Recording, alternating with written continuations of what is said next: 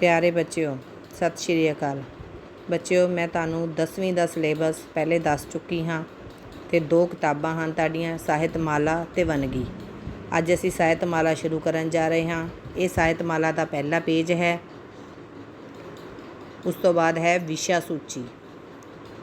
विशा सूची विच ये तुहाडे पहले 5 कवितावां हैं ते उस तो बाद 5 वार्तक हैं।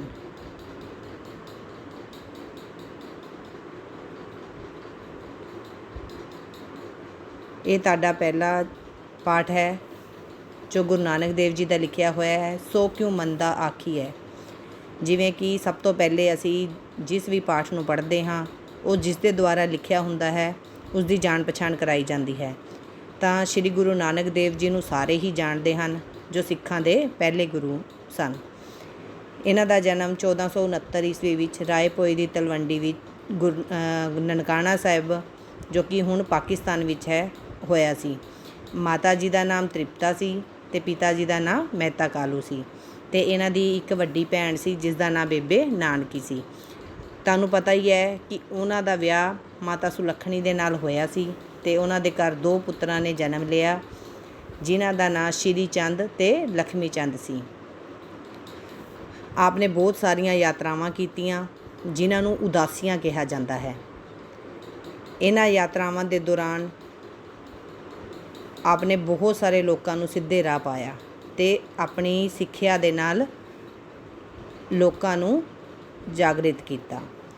1539 ईस्वी विच भाई लहणा जी नूं जिन्हां दा नाम बाद विच गुरु अंगद देव जी कर दिता गया नूं गद्दी देण तो बाद 1539 ईस्वी विच आप ज्योति जोत समा गए। आप जी दीयां कुल रचनावां दी गिनती 974 है।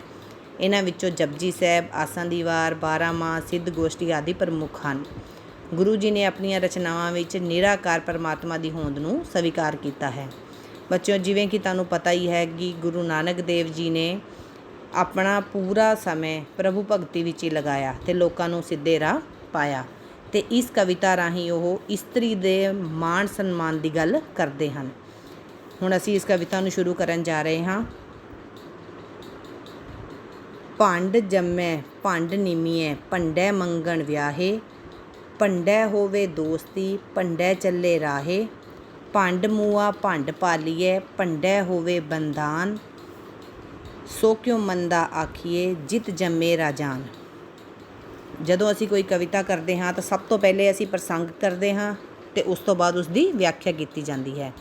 जिवें कि सानूं पता ही है ये साडी पाठ पुस्तक ਸਾਹਿਤਮਾਲਾ है तो जो यह सो क्यों मंदा आखिए कविता है ये गुरु नानक देव जी की लिखी हुई है। इस श्लोक विच गुरु जी ने समुचे मनुखी जीवन विच इस्त्री की लोड़ की प्रधानता नूं पछाणन का संदेश दिता है।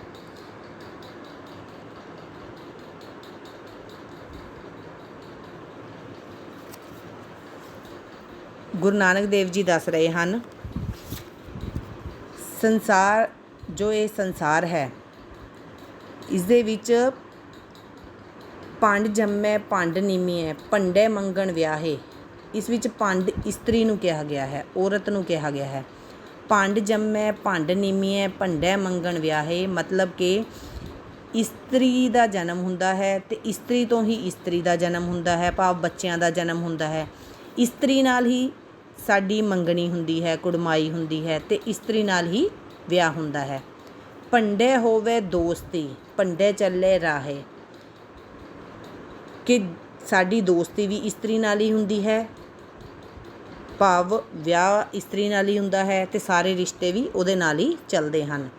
भंड मूआ भंड भालीए भंडे होवे बंदान कि जेकर एक इस्त्री मर जाती है तो असी दूसरी इस्त्री लभदे हाँ तो इस्त्री दे नाल ही संसार चलता है, इस्त्री दे नाल ही सारे बंधन बन्ने हुए हैं। सो क्यों मंदा आखिए जित जम्मे राजान भाव कि असी उस इस्त्री नूं माड़ा किवें कह सकते हाँ जिस ने वड्डे वड्डे राजियां महाराजियां नूं जन्म दिता है। इस तो बाद दूसरा पैरा है भंडे ही भंड उपजै भंडे बाज न कोए नानक भंडे बाहरा ਏਕੋ ਸੱਚਾ ਸੋਏ, ਜਿਤ ਮੁਖ ਸਦਾ ਸਲਾਹੀਐ, ਭਾਗਾ ਰਤੀ ਚਾਰ, ਨਾਨਕ ਤੇ ਮੁਖ ਉਜਲੇ, ਤਿਤ ਸੱਚੇ ਦਰਬਾਰ। ਭੰਡੇ ਹੀ ਭੰਡ ਉਪਜੈ, ਭੰਡੇ ਬਾਜ ਨ ਕੋਏ। ਮਤਲਬ ਇਸਤਰੀ ਤੋਂ ਹੀ ਇਸਤਰੀ ਜਨਮ ਲੈਂਦੀ ਹੈ। ਇਸਤਰੀ ਤੋਂ ਬਿਨਾਂ ਕੋਈ ਵੀ ਇਸ ਧਰਤੀ 'ਤੇ ਨਹੀਂ ਆ ਸਕਦਾ। ਨਾਨਕ ਭੰਡੇ ਬਾਹਰਾ, ਇੱਕੋ ਸੱਚਾ ਸੋਏ, ਕਿ ਜੇਕਰ ਸਿਰਫ ਇਸਤਰੀ ਤੋਂ ਬਿਨਾਂ ਇਸ ਸੰਸਾਰ ਵਿੱਚ ਕੋਈ ਹੈ ਤਾਂ ਉਹ ਸਿਰਫ ਇੱਕ ਪਰਮਾਤਮਾ ਹੈ। ਜਿਤ ਮੁਖ ਸਦਾ ਸਲਾਹੀਐ, ਭਾਗਾਂ ਰਤੀ ਚਾਰ, ਕਿ ਜਿਸ ਪਰਮਾਤਮਾ ਨੂੰ ਅਸੀਂ ਸਲਾਹੁੰਦੇ ਹਾਂ, ਜਿਸ ਦਾ ਅਸੀਂ ਗੁਣਗਾਨ ਕਰਦੇ ਹਾਂ, ਉਹ ਵਿਅਕਤੀ ਬੜਾ ਭਾਗਾਂ ਵਾਲਾ ਹੁੰਦਾ ਹੈ ਜੋ ਪਰਮਾਤਮਾ ਦਾ ਗੁਣਗਾਨ ਕਰਦਾ ਹੈ। ਨਾਨਕ ਤੇ ਮੁਖ ਉਜਲੇ, ਤਿਤ ਸੱਚੇ ਦਰਬਾਰ, ਕਿ ਉਸ ਵਿਅਕਤੀ ਦੀ ਸਿਫਤ ਕਰਨ ਵਾਲੇ ਬਹੁਤ ਲੋਕ ਹੁੰਦੇ ਹਨ ਜਾਂ ਉਸ ਦੀ ਸੰਸਾਰ ਵਿੱਚ ਬਹੁਤ ਸਿਫਤ ਕੀਤੀ ਜਾਂਦੀ ਹੈ ਜੋ ਉਸ ਪਰਮਾਤਮਾ ਦੀ ਸਿਫਤ ਕਰਦਾ ਹੈ। ਪਰਮਾਤਮਾ ਦੇ ਦਰ 'ਤੇ ਜਾ ਕੇ ਉਸ ਨੂੰ ਕਿਸੇ ਵੀ ਕਿਸਮ ਦਾ ਕੋਈ ਵੀ ਡਰ ਨਹੀਂ ਹੁੰਦਾ ਹੈ।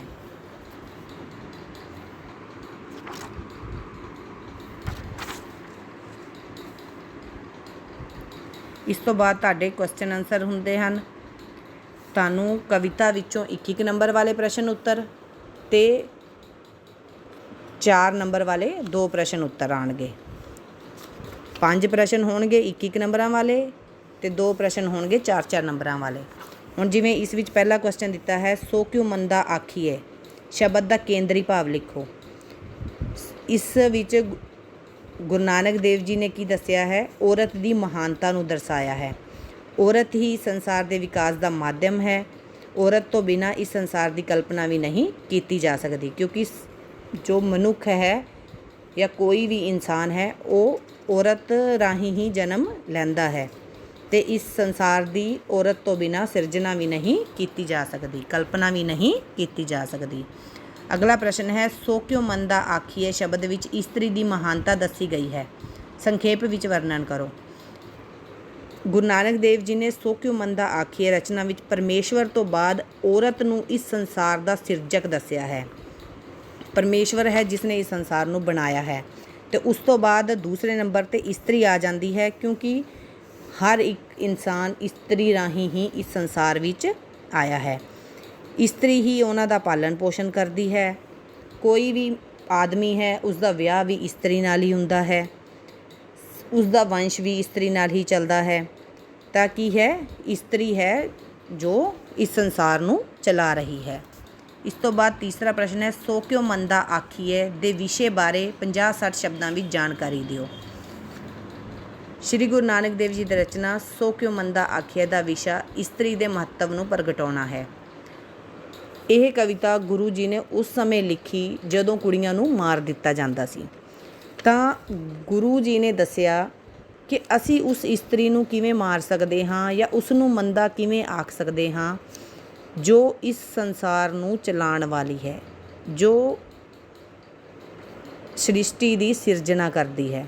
ਭਾਵ ਜੋ ਵੀ ਮਨੁੱਖ ਹੈ ਜਾਂ ਇਸਤਰੀ ਹੈ ਚਾਹੇ ਪੁਰਖ ਹੈ, ਪਰ ਉਹ ਇਸਤਰੀ ਰਾਹੀਂ ਹੀ ਇਸ ਸੰਸਾਰ ਵਿੱਚ ਆਉਂਦੇ ਹਨ ਅਤੇ ਇਹ ਸੰਸਾਰ ਚੱਲਦਾ ਹੈ।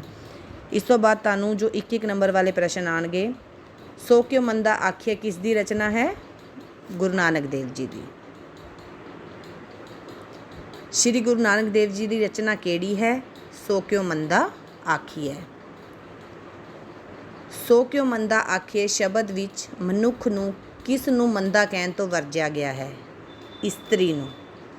ਕਿਸ ਦੀ ਕੁੱਖ ਤੋਂ ਰਾਜੇ ਵੱਡੇ ਵੱਡੇ ਲੋਕ ਪੈਦਾ ਹੁੰਦੇ ਹਨ? ਇਸਤਰੀ ਦੀ।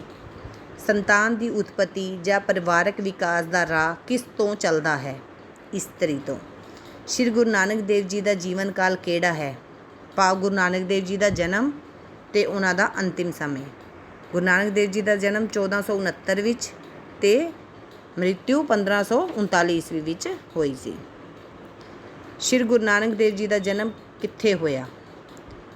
ਸ਼੍ਰੀ ਗੁਰੂ ਨਾਨਕ ਦੇਵ ਜੀ ਦਾ ਜਨਮ ਰਾਏ ਭੋਏ ਦੀ ਤਲਵੰਡੀ ਵਿੱਚ ਹੋਇਆ। ਸੋ ਕਿਉ ਮੰਦਾ ਆਖੀਏ ਨਾਂ ਦੀ ਰਚਨਾ ਵਿੱਚ ਕੌਣ ਸਤਿਕਾਰ ਦਾ ਪਾਤਰ ਬਣੀ ਹੈ? ਇਸਤਰੀ। ਮਨੁੱਖ ਨੂੰ ਕੌਣ ਆਪਣੀ ਕੁੱਖ ਵਿੱਚ ਪਾਲਦੀ ਹੈ? ਇਸਤਰੀ। ਇਸਤਰੀ ਕਿਸ ਨੂੰ ਜਨਮ ਦਿੰਦੀ ਹੈ? ਰਾਜਿਆਂ ਅਤੇ ਵੱਡੇ ਵੱਡੇ ਲੋਕਾਂ ਨੂੰ।